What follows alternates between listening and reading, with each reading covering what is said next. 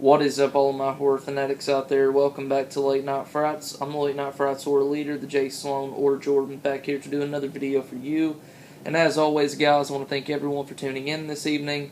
Last week we did horror battles, and if you haven't checked it out, please go do so. It was a good week all around.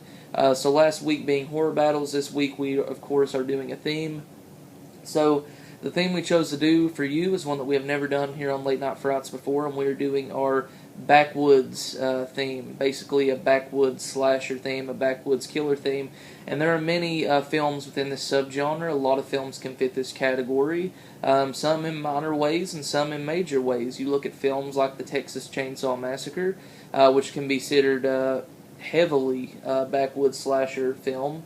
You look at The Hills Have Eyes, you look at Tourist Trap, you look at Motel Hell, and films like that. And, they all kind of fit the category in some way or another.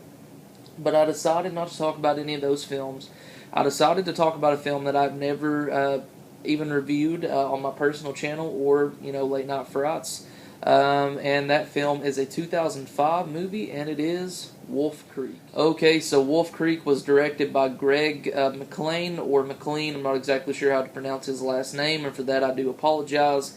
This film stars John Jarrett, Nathan Phillips, and Cassandra McGrath, and it's really, really good film. So what I'm going to do is, dive into the plot, give a brief review over the film. I don't want to spoil too much for you guys if you haven't seen it, and then finally I will give my thoughts over Wolf Creek. So, really good cast, really unknown cast.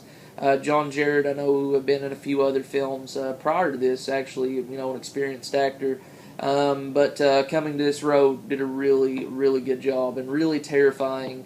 Also very funny and comedic. It seems like a guy you would want to hang out with Mick Taylor, but he's very deadly and very brutal in the same sense.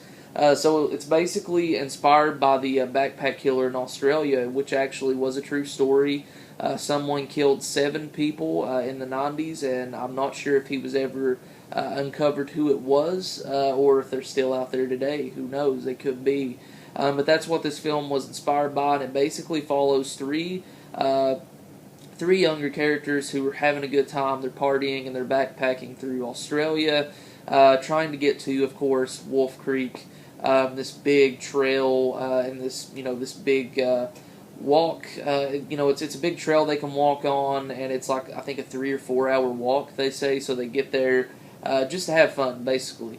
When they get there, some things start to go wrong. They get out of their car, and they feel like the battery dies, but they all feel like they've shut the doors. They didn't leave anything open. They didn't leave anything on, any lights on. So they don't know why, and all of their watches have stopped working. So it's a little odd to them. They don't think much of it, though, of course, until they run into a guy named Mick Taylor, who is played by John Jarrett, who does a really good job at playing that character, as I said before, and I'll talk a little bit about that more throughout the video. But they run into Mick Taylor. He seems like a really cool guy. He actually seems like Crocodile Dundee, just really cool Australian guy who knows the backwoods more than anybody, and knows what he's doing, knows where he's at and where he's going, and he offers to take them back and fix their vehicle. He realizes there's an issue with it, but it will take, there's no people to come and tow the car away, and they're going to be spending the night there in their car, really cold in Australia, and they don't want to do that. So of course they're going to go with Mick Taylor. Why not? He seems like a cool guy, but it turns out that he is actually not so cool. He is a sadistic, murdering, serial killing, raping demon, basically. It's the easiest way to describe this guy. Like I said before, he's the most likable guy. Somebody you would want to sit down and have a beer with. Somebody you would want to watch a game with. But this guy is so sadistic in the way he has this switch that turns on and off, and the way that he tries to make you like him, and his comedic senses that John Jarrett has, and he plays that perfectly, because he can be very funny, very comedic, and very likable at one time, and then the next time he is murdering and raping somebody. So he's got a switch, and he plays that character really well. So yeah, that's basically it. I don't want to say anything. I don't want to say what happens to the characters. I don't feel like I gave too many spoilers away, because it clearly even states that there is a Australian man named Mick on the back in the description of the film, so I don't think it's giving it away that Mick is the serial killer in the movie, because it is pretty clear. It's really a story about survival and who lives and who dies. The serial killer is not too hard to point out. If you're a horror fan, if you know horror like I do and like everyone does on the channel, you're going to spot this coming from a mile away. If you haven't seen Wolf Creek, you're going to see Mick and you're going to immediately know that there's something wrong with this guy, and that he has been watching this group of, basically, essentially they're kids. They're older, but they're, essentially they are still kids. They're not older people. Just having a good time trying to backpack through Australia and trying to get to Wolf Creek. They do, and all hell breaks loose. And that's all I'm going to say about Wolf Creek. The plot, I don't want to go any further into it.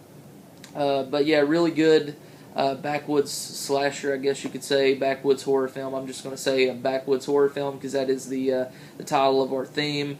Really, really enjoyed it. It's very dirty, very gritty, and you can really see where they took points from the Texas Chainsaw Massacre, no doubt. And it worked. I mean, it's a gritty film. I love the film style of it. I love some of the kills. I'm not going to spoil them, but I do love some of the kills and the way it's done. The effects were really good. The direction was really good, and it feels like a true horror film. It doesn't feel like something that was made specifically for a cash grab to cash in at the box office. It wasn't a summer hit. This film doesn't really get the recognition it deserves. And I think it's a lot better than what I've seen some reviews over time. I've always enjoyed this film, but I have seen some reviews over time. Some people like it, some people don't. It's a love and hate situation, but me personally, I really like it, really enjoy it. Yeah, on the back here by Ken Fox from TV Guide, it says, "Not since the original Texas Chainsaw Massacre has terror felt so real."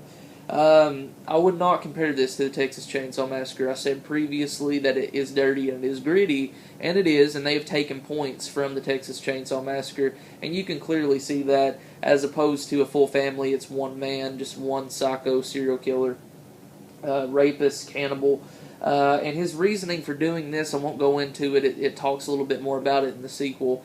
It's pretty crazy.